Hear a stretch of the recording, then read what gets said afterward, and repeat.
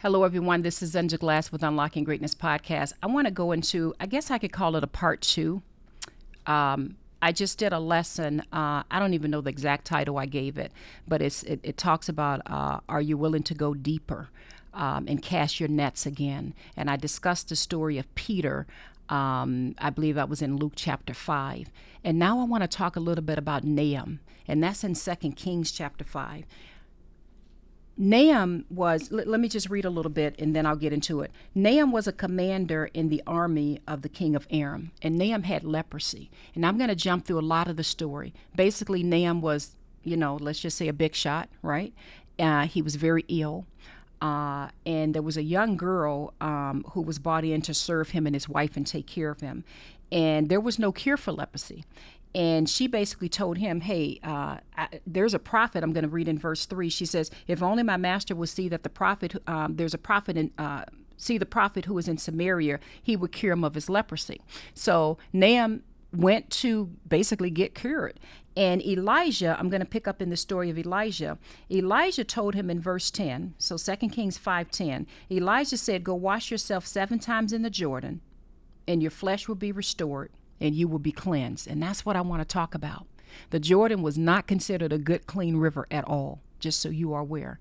The subject matter of this is, are you willing to dip again? Are you willing to go into that river, go into that part that's uncomfortable? Are you willing to do what you've been told to do and dip again? He had to dip 7 times to be cleansed. And I thought about this for a moment. I thought, why 7? Can you imagine when he came out one time and he wasn't cleansed of leprosy? And then 2 times? And then 3? Have you tried going to God in prayer, Bible study, maybe fasting? You're doing every single thing that you know to do to try to get the situation right in your life. Every single thing.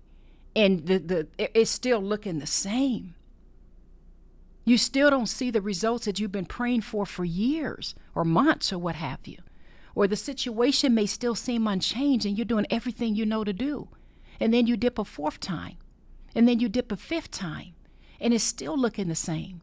I think sometimes when we read of this story, and I'm going to dive into it in just a little bit, we don't think through what it may look like for Naaman to be in a river he didn't want to be in. It was considered disgusting and dirty, and I'll talk about that in a minute. There's scriptures to back that up. And here you are in a powerful position, and God is sitting there telling you to humble yourself. And he's having you, whatever situation you go through, to have to dip over and over and over again, and you're not even seeing the results.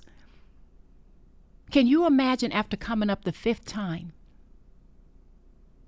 The 5th time coming out of that water, and you're still seeing that leprous skin. Can you imagine coming up the 6th time? Are you willing to dip again? Even when you're tired, baby. When you feel like, Z, I just cannot, I just can't, I'm done. I'm too old to be trying to still go after this dream, after this career. I'm worn, I'm tired. I don't help all these people my whole life, and where are they at to help me? I just can't do no more. I know God gave me that dream or that vision or whatever it is, or he put this gift inside of me, but I've tried whatever it is, because I know there's some ministers that watch this as well, so I want to use some of you as an example as well, respectfully use some of you as an example, but I know some of you are feeling like, I've tried getting this ministry off the ground, it's just not doing it, it's not growing. I've dipped 6 times already. What if God wants you to dip 7 times?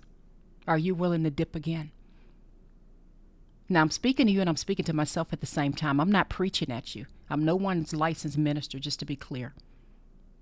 I know what it feels like to dip over and over and over again and still see some of the signs that are there that didn't quite go away yet. Elijah told this man, you dipped 7 times.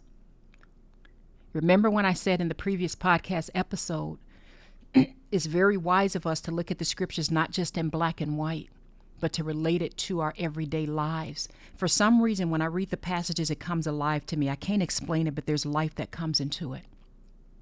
And so when I read it, I look behind the words and I think through, why 7 times? It could have been 1.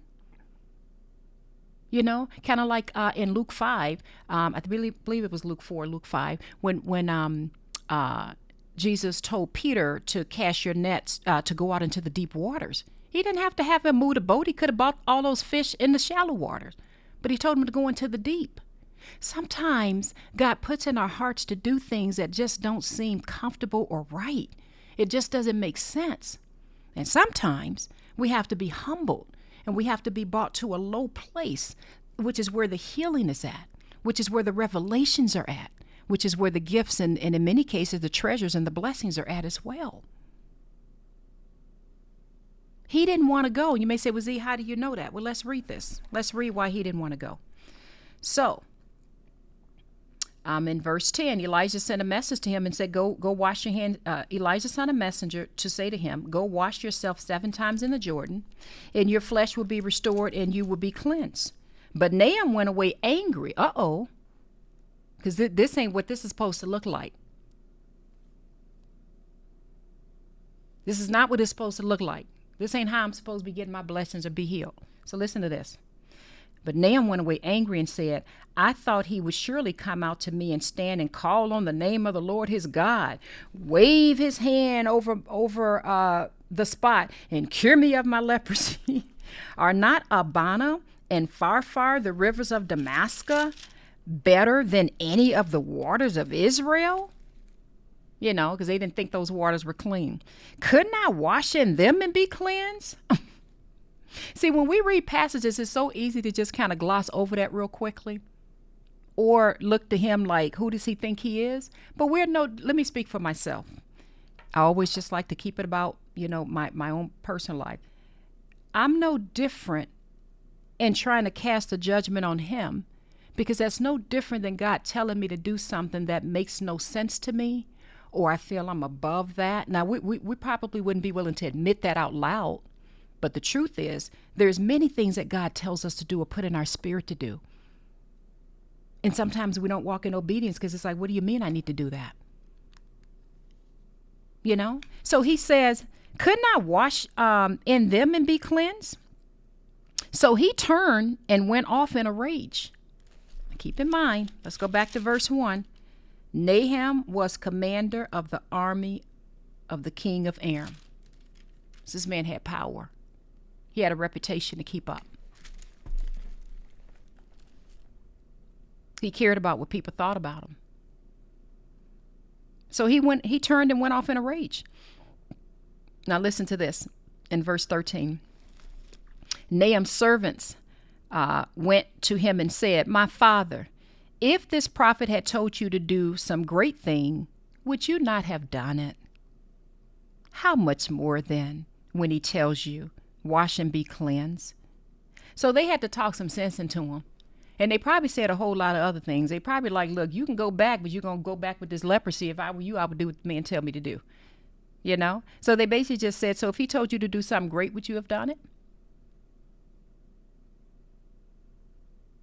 How much more then when he tells you wash and be cleansed?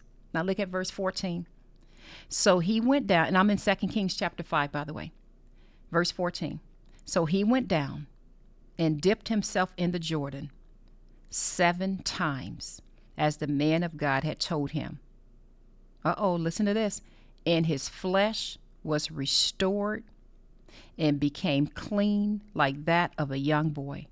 Then Naaman and all of his attendants went back to the man of God. He stood there before him and said, now I know that there is no God in all the world except in Israel. Please accept now a gift from your servant. He tried giving him a gift, and the prophet's like, I don't want your gift, blah, blah, blah. And the story goes on. So let's not jump. It's so easy to look at, he went and dipped 7 times and it was good. Can you imagine, first of all, walking into that river?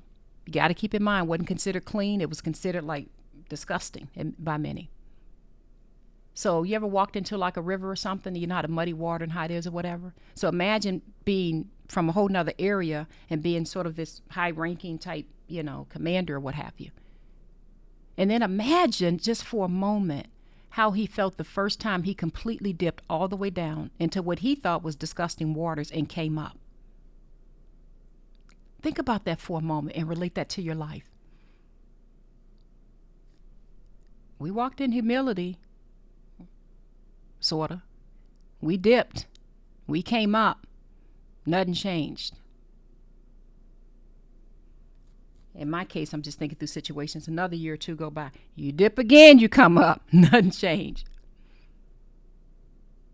You dip a third time. Still looks the same. I don't know about you, but I'm discouraged by the third time. And now it's a fourth time. And you trying your best to do what God has told you to do. And signs of the leprosy is still there. And somehow you muster up enough strength to dip a fifth time. You're weak, you're tired. You feel like this is pointless. It ain't working. Nothing. Can you imagine the sixth time he went under?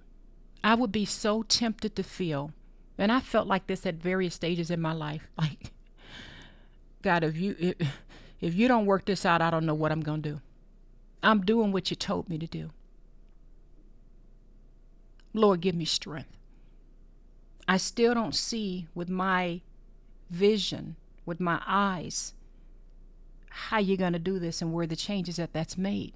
Can you imagine what you're feeling going down into that water a sixth time? 6 times. You don't put in everything that you got to give and you come up and your situation still looks the same. And I know some of you are at that fourth or that fifth or that sixth dip right now. I know it. How do you know, Z? Because it's a part of life and I've been through the cycle many times myself. And I'm trying to encourage you, baby. I'm trying to encourage you. God has not taken his eyes off of you. He's not forgotten about you. Continue to walk in obedience and do what he tells you to do. Even if you're on that third or fourth or that fifth or that sixth dip and you're coming up shaking because you still see signs of that leprosy in your life. You got to be encouraged by this. And the reason you got to be encouraged by this is because at that seventh dip, when he went down that seventh time, I'm going to try again, God. You told me to do this. And he came up. Can you imagine what was going through his mind when he looked and saw that there was nothing there? And what does the Bible teach us? The Bible teaches us, I'm in 2 Kings 5, verse 14. And his flesh was restored and became clean like that of a young boy. So not only did his circumstance change, God made it all better and fresh and made it anew. He did what was told of him. He did what the prophet said. In essence, I should say he did what God said. I want you all to study this thoroughly. Pray for God to make it very clear to you what is it that he wants you to do. I'm praying to God. I'm praying through some things. We all go through this at different stages in our life. I'm praying for God to just strengthen me. Show me what he wants me to do. Father, if you want me to dip again, I'll dip again. If you want to take me deeper out into the water, I'll go deeper out into the water. If you tell me to cast my net in the deep water, I'm going to do it. If you tell me to throw my net on the other side, I'm going to do it.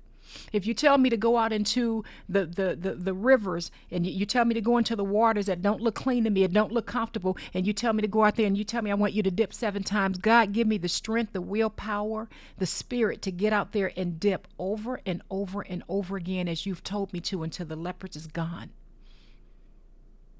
I want you to be encouraged. All this time, God's eyes was on him.